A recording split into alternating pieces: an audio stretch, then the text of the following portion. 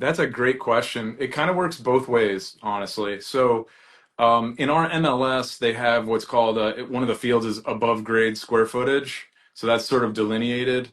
And then they'll have below grade square footage, and then there's like a combo where they'll add those two together. It's certainly below grade is valued differently from an appraisal standpoint, is valued less.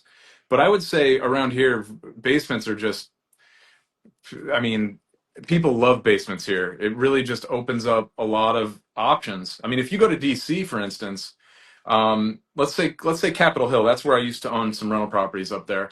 Capitol Hill up there, it's all condos and row houses basically. There's very few single family homes, and most of the row houses there have what they call English basements, which are basically a separate unit that is underneath the living unit. So they're sort of stacked on top of each other, and usually it's a half step, a half kind of a half staircase down to the basement. It's not usually not fully underground. It's about half underground, and nearly everyone rents those out. So I actually happen to know I sold one of these row houses, and I won't name the person, but it's a member of Congress, and I don't work with a ton of members of Congress, but this is one of those situations.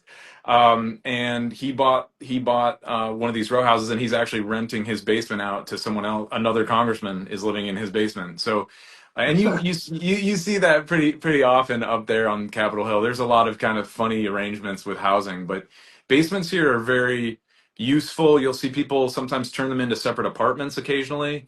That used to be frowned on, but now with just the cost of housing, a lot of localities are really revisiting their zoning, and they're Yeah. actually they're encouraging it now. Where before they maybe were, you kind of had to do it on the sly because it technically wasn't, didn't meet the zoning requirements. Where now it's like they want you to put an apartment in the basement.